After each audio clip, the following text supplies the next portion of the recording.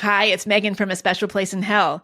This is a short clip of an episode that Sarah and I recorded as a bonus just for paying subscribers. We recorded it shortly after last week's big debate in LA. Has the sexual revolution failed? Where Sarah argued against the proposition. This is just for our paying subscribers. So if you enjoy it and want to hear the rest, go to aspecialplace.substack.com and join our listener community. People don't understand what a debate is unless somebody really hammers it in. So I think that what could have helped make this into an actual debate a little bit is if, especially if you're going to have people who are not really debaters or they're not familiar with debate or the debate structure at all, but they're just kind of like, and they're not lawyers. They're not trial lawyers. Yes, in the public eye, and I think it's wonderful that people like that are actually being like involved in these kinds of topics. Like, I think it's good that the Red Scare girls are a part of this because they are a big part of the culture. And I think it's important to see their ideas in a format where they can actually be scrutinized a little bit.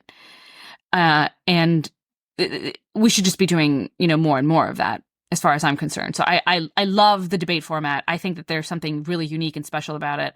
I don't know if you agree. We talked about this a little bit, and you felt like there was like debate kills nuance. I think that's what you were saying. So say more about that, and then I'll rebut you. I will have a rebuttal. Yes, yeah. Well, I mean, the whole thing with the debate is that you need to. It's a very kind of the parameters are very narrow. So, like, if the sexual revolution was a failure, if that was the resolution, it's they have the burden of proof.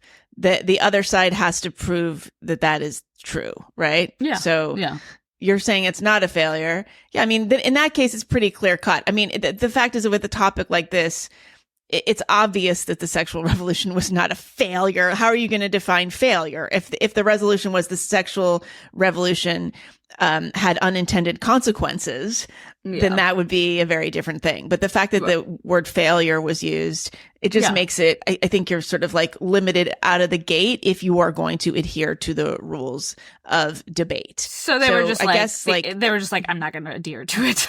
That's what they. No, I don't think, because I don't think they understood that. And I think the debate, like we're constantly hearing people, Ben Shapiro saying, debate me. But I think what they're really saying is just like, come in here and have an argument with me. Like the debate format where they're like, it's timed and you have 6 minutes for this statement and then there's 2 rounds of rebuttals or whatever. Like that's a very specific format. And I do think it's limited. Like I actually don't, there's the monk debates are very popular up in Toronto. They recently had like Matt Taibbi and Douglas Murray against, was it Malcolm Gladwell and Michelle Goldberg? Yeah, it was. And Malcolm Gladwell didn't seem to understand what the debate format was either, or at least was just. No, I think he understood the debate format. He just, he understood the format. He didn't understand what was happening in the world. He didn't have a good argument. That was it. That he just thought that calling other people racist was an argument.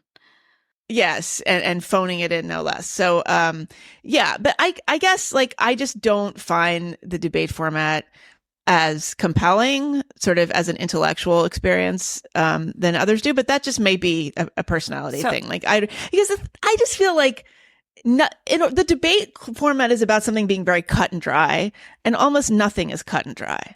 Mm-hmm. I disagree. I think it's the best format. Intellectually, like I think it's the closest you can get to.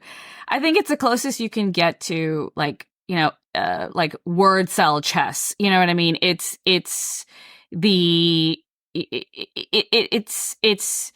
only format in which you can really get down to like hone in on the logic of an argument, and we never get the opportunity to do that in any other segment of society. And people get away with a lot of stupid arguments that are not logically coherent, but they just sound good. Yeah. There's a good rhetoric around them, and they'll like pad the argument with a lot of indirectly related things and then pass it off as an argument. But it only in the debate format can you really pare that down and get right to the, internal logic of the one main argument. Does it stand? Does it not stand? And often you find that, something that you thought would stand very well really doesn't or really can't. And I know what you're saying in terms of like the lack of nuance, but I think that that's the strength is that debate is saying very clearly, we're not here to talk about everything. We're here to talk about this one specific thing, and everything else is irrelevant. And it helps you clarify what matters, to that one topic. And I think my experience in debate, I only did it for a short period of time in high school because I was poor and I couldn't afford to go to camp and do all these expensive things that everybody else could afford to do. But I was pretty good at it, and I felt like there was nothing else in my K through 12 experience, and even in college, nothing in college that got close to how much debate improved my critical thinking skills. Like literally nothing else got close. Nothing else got close. Not even, and even my good professors, they didn't get close, because nothing but the actual exercise of using your critical thinking skills actually hones them. Just being taught by the professor or writing one essay once in a while is not going to do it. And there's the beauty of the debate, like in a high school setting, is that when you go to a debate tournament, you have to prepare for both sides. It's a coin toss what you'll be assigned, the affirmative or negative. So there's a proposition. You could be for the affirmative, you could be for the negative. You have to prepare a very strong case for both sides. And just learning how to do that, just that practice of doing that, opens your eyes to the complexities of issues, and forces you to separate yourself from how you feel about it. Because we all have, like, there is the proposition, we all have a feeling about it. But when you are put in the position where you are forced to argue for something you don't believe in, you see elements of it that you could not have seen otherwise, that would not be visible to you. And you gain a sympathy for, that part of, like, for that argument that you otherwise just, like, couldn't have gotten. And then total, 100%. Yeah. And then you do it, if you do that again and again, you do that of 20, 30 tournaments, 40 tournaments, you then gain a very, like, bone deep intuition of the complexities of issues, which I think I've carried with me since then and has been really valuable. And I have had an easier time not hating people for their ideas, because I think like a debater, and I think, okay, you're just holding an idea, and I can convince you out of it, and then you will hold a new one. I don't think that people are equivalent to their ideas just because of that training a little bit. Look, I totally agree. Yeah, I think it's a very, very useful, and in fact, it should be like a mandatory pedagogical exercise. I think everybody should do it as well. Yeah. This is why I'm always amazed, because it's also like how you think like a lawyer. I mean, this is what you're supposed to learn in law school, which is why I'm always amazed when you see lawyers who are completely unable to decouple fact from emotion and are totally ideological and have built their legal careers on ideology. Like, it's just sort of mind blowing. Like, do they know that they're doing that? Like, if that is like a strategy in and of itself, like, anyway, but no, I completely agree. I mean, the problem is, like, is this something that is going to translate to an entertainment, stage experience? Obviously, in our clearly current culture. No, I mean, clearly, and I wonder no. if it ever did. I mean, people went to the Lincoln Douglas debates. Like, that was a touring show. Like, there did used to be a kind of spirit of debate. I would be very curious, actually, to go back and read the transcripts. I think people were just Lincoln Douglas debate serious. And how, you can read them. They're like, I mean, the ones that showed up were intellectually serious. Yeah. I'm not that charismatic. Like, damn it. Like, that's not no, true. I mean, the other side, like, Louise is just doing her British thing. She just has this accent, and she's just like, you can't win a debate she's against speaking, a British person. I mean, she's universally acknowledged truth. I was like, she just sounds, to an American, like, she just sounds reasonable. She could probably go up and just say, like, total gobbledygook. She could probably just be like, all sluts must die, and you'd be like, oh, she could have said that, and because she would say it in and Louise in particular, I think she casts a spell. Like there's something about her mannerisms and the air about her. And I get it because like I'm under that spell. So I get it if other people feel the same way. And Anna was very funny.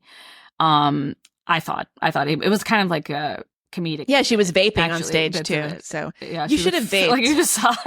I mean, so I thought, I was like, there was a point where I was like, oh my God, like I'm competing with two very charismatic women.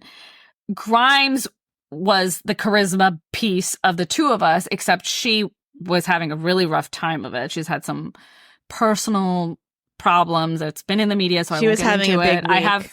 She was having a very awful, whatever. She was having a time. And so it just couldn't, I felt like, okay, I'm definitely going to lose. The room is filled with Red Scare people, like filled. You can just tell from the way that they're dressed that they're Red Scare people. I didn't realize Red Scare had like people, like groupies that actually dressed up like them, like Star Trek. Like groupies. Yeah. Yes. Like they had like Polya shirts on. Like they were there for Red Scare. And, I was just like, okay, then I'm definitely going to lose. Because the way that the debate was structured was that everybody voted in the beginning. Yeah. And then they voted again at the end after they heard everybody's argument. And whoever gained the most, or gained anything at all, I think wins. Yeah, if you move the needle. If you move the needle, you won. And then there was a point at which I think if it was too little of a change that they would consider it a tie. And then if it was slightly more than that, you won. So I was thinking there's no way I will convince these people because I don't have the charisma. I don't have the British accent. I'm not funny. And I'm dressed like a lawyer here having an argument.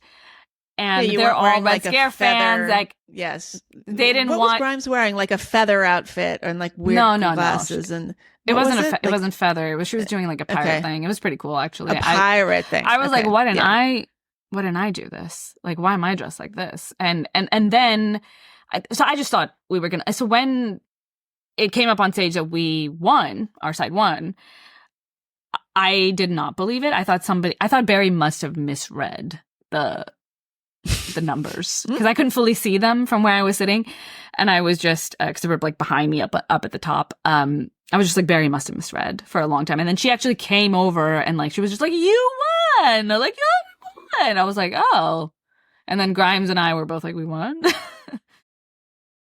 That was a taste of our recently recorded episode for paying subscribers. To get the rest, go to aspecialplace.substack.com and join our listener community. Becoming a paying subscriber gets you lots of bonus content, just like this, and more. So we would love to see you there.